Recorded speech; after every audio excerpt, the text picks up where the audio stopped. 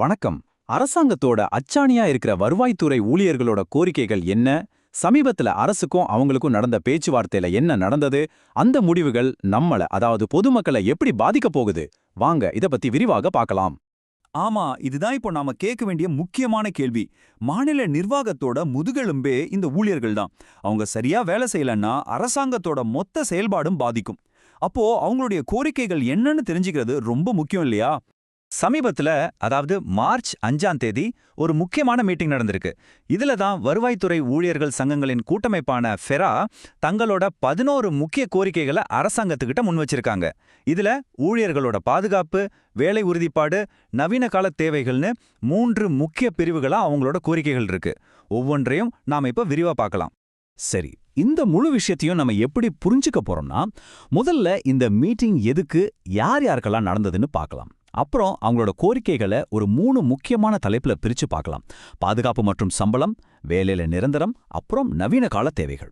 கடைசியா இந்த பேச்சுவார்த்தையோட தற்போதைய நிலைமை என்னன்னு ஒரு பார்வை பார்க்கலாம்.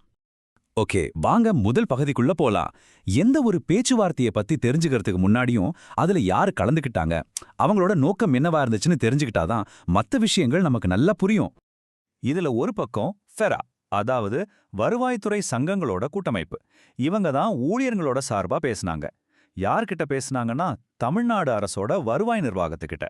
எதுக்கு இந்த மீட்டிங்னா, பல வருஷமா தீர்க்கப்படாம இருக்கிற ஊழியர்களோட பாதுகாப்பு, சம்பளம், வேலைப்பழு மாதிரியான முக்கியமான பிரச்சனைகளுக்கு ஒரு தீர்வு காணாதான். இப்போ அவங்களோட கோரிக்கைகளோட முதல் தூணுக்கு வருவோம். அதுதான் பாதுகாப்பு.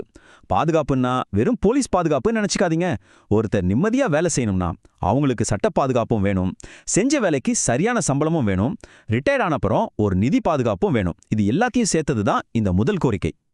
இதுல 3 விஷயம் ரொம்ப முக்கியம். 1, ஃபீல்டுல வேலை செய்யும்போது அவங்க மேல தாக்குதல் நடந்தா அவங்கள பாதுகாக்க ஒரு ஸ்பெஷல் சட்டம் வேணும்னு கேக்குறாங்க. 2வது, இப்போ இருக்கிற வேலைப்பழுவுக்கு ஏத்த மாதிரி சம்பளத்தை உயர்த்தணும்னு சொல்றாங்க. 3வது, அவங்களோட பென்ஷன் திட்டத்துல இருக்கிற 10% ஊழியர் பங்களிப்பை ரத்து செய்யணுங்கிறது அவங்களோட கோரிக்கை. இப்போ கவர்மெண்ட் கொடுத்த பதில பாருங்களேன். இதுல ஒரு சுவாரஸ்யமான விஷயம் இருக்கு. ஊழியர் பாதுகாப்புக்கு அவசர சட்டம் கொண்டு வர்றோம்னு உடனே சொல்லிட்டாங்க. ஆனா சம்பளம், பென்ஷன் மாதிரியான நிதி சம்பந்தப்பட்ட விஷயங்கள்லாம் பரிசீலனையில இருக்குன்னு சொல்லியிருக்காங்க. இதுல இருந்து என்ன தெரியுது? உடனடி பிரச்சனைகளுக்கு அரசு முன்னுரிமை கொடுக்குது, ஆனா கொள்கை முடிவுகளுக்கு கொஞ்சம் டைம் எடுத்துக்குது. பாதுகாப்புக்கு அடுத்தபடியா அவங்க கேட்கறது வேலையில ஒரு ஸ்திரத்தன்மை, அதாவது ஜாப் ஸ்டெபிலிட்டி. யோசிச்சு பாருங்க, பாதிக்கு பாதி தற்காலிக ஊழியர்களை வச்சுக்கிட்டு முக்கியமான காலி பணியிடங்களை நிரப்பாம இருந்தா எப்படி ஒரு நிலையான நிர்வாகத்தை கொடுக்க முடியும்? அதைத்தான் இங்க கேக்குறாங்க. அவங்களோட கோரிக்கை ரொம்ப தெளிவா இருக்கு. டெம்பரரி கான்ட்ராக்ட் வேலைலாம் வேண்டாம், எல்லா காலி இடத்தையும் நிரந்தரமா நிரப்புங்கன்னு சொல்றாங்க. அது மட்டும் இல்ல, வேலை செய்யும் போது ஒருத்தர் இறந்துட்டா அவங்க குடும்பத்துக்கு உதவுற கருணை அடிப்படையிலான வேலை வாய்ப்பை பழையபடிக்கு கொண்டு வரணும்னு, தாங்க முடியாத வேலைப்பழுவை குறைக்கணும்னு கேக்குறாங்க. இதுல இந்த கருணை நியமனம் ரொம்ப முக்கியமான பாயிண்ட். முன்னாடியெல்லாம் ஒரு அரசு ஊழியர் பணியில இருக்கும்போது இறந்துட்டா அவங்க குடும்பத்துல ஒருத்தருக்கு வேலை கொடுக்க 25% கோட்டா இருந்துச்சு. ஆனா இப்போ அந்த கோட்டாவை வெறும் 5% குறைச்சிட்டாங்க. இது எவ்வளவு பெரிய வித்தியாசம் பாருங்க. இதுதான் அவங்களோட ஒரு முக்கிய ஆதங்கமா இருக்கு. இங்கேயும் கவர்மெண்டோட பதில்ல ஒரு பேட்டர்ன் தெரியுது பாருங்க. காலி பணியிடங்களை நிரப்புங்க, வேலைப்பழுவை குறைங்கன்னு கலெக்டர்களுக்கு உடனே இன்ஸ்ட்ரக்ஷன் போயிருக்கு.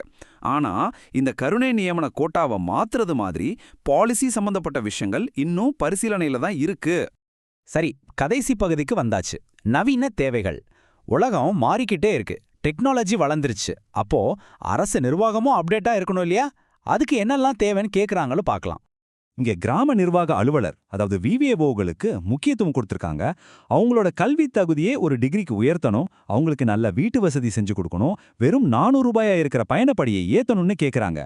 இது எல்லாமே சர்வீஸோட குவாலிட்டியை இம்ப்ரூவ் பண்றதுக்கு தான். ஆமா, இப்போ இருக்கிற தகுதியை விட புதுசா வேலைக்கு வர்ற விஏஓக்களுக்கு மினிமம் குவாலிஃபிகேஷனா ஒரு பேச்சுலர் டிகிரி இருக்கணும்னு முன்மொழிஞ்சிருக்காங்க.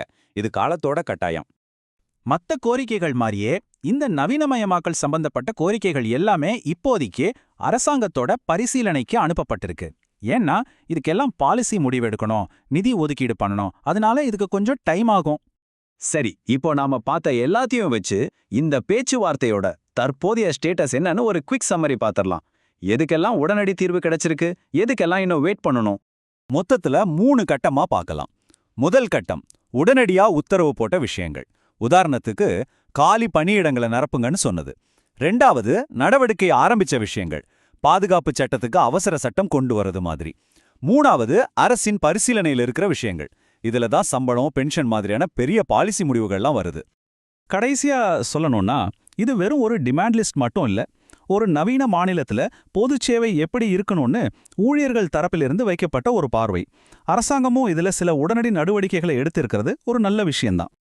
இப்போ உங்ககிட்ட ஒரு கேள்வி. இந்த எல்லா கோரிக்கைகளும் ஏத்துக்கப்பட்டு வருவாய்த்துறை ஊழியர்கள் ஒரு பாதுகாப்பான, நிம்மதியான சூழல்ல வேலை செஞ்சா அதோட தாக்கம் நமக்கு, அதாவது பொதுமக்களுக்கு கிடைக்கிற சேவையில எப்படி இருக்கும்னு நினைக்கிறீங்க? இத பத்தி யோசிச்சு பாருங்க.